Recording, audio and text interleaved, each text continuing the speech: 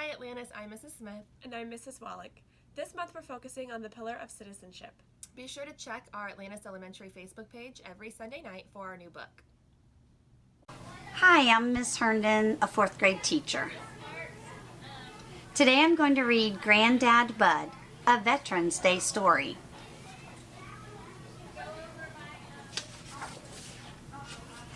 For my grandparents, John, Bud, and Alice Hendrick. Special thanks to the Pennsylvania Veterans Museum Media in Pennsylvania.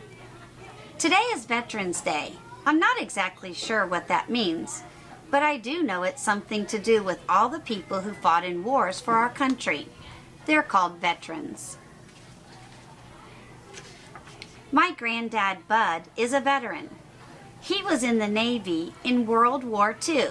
That was a long time ago. I know because he was a young man back then, and now he is 90 years old. Granddad Bud is coming to my school today. For Veterans Day, our school has invited some veterans to come in. We're having an assembly that was organized by some of the teachers and parents. There are going to be some speakers, including Granddad. Our school band is playing, and we're having refreshments afterward. I don't really know what Granddad Bud is going to say. I sometimes hear him tell stories about the war when we're at family parties.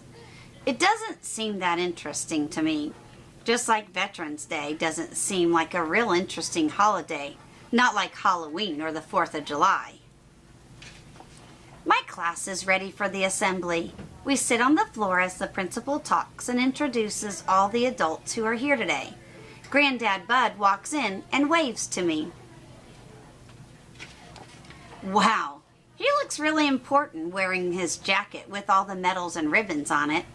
All the kids stop talking and look at him as he steps up to the microphone. Even Jacob, who hardly ever stops talking. Granddad Bud clears his throat and looks out at the audience. He tells us that Veterans Day was started in the year 1919 and was originally called Armistice Day. It was meant to celebrate the peace after the First World War.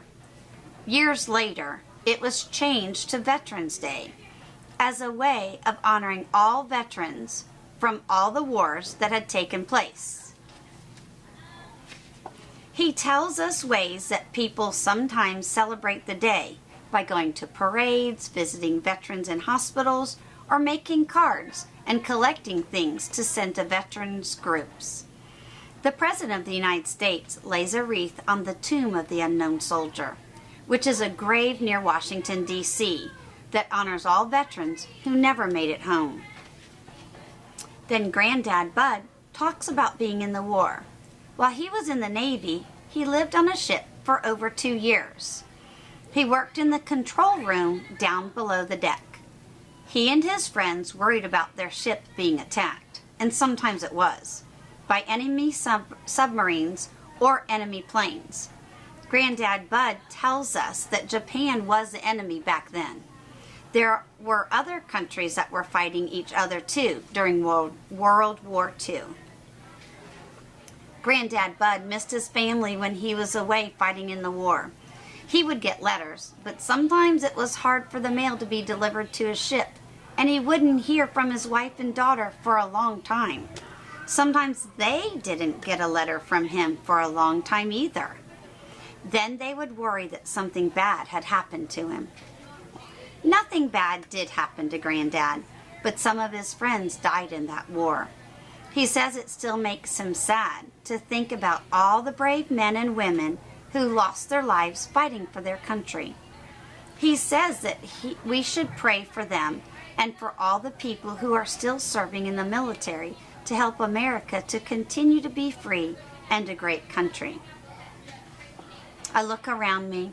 Everyone is still quiet, and they're all looking at my Granddad Bud. They seem to be amazed at his story of being in the war. When he's finished, some of the other veterans have a turn to talk. One of them was in the Vietnam War in the 1970s. One of the women served in the Gulf War in the 1990s. I can tell that all the kids think these veterans are really brave. After After the assembly, I get to talk to Granddad. He winks at me as I walk over to him with some of the kids in my class.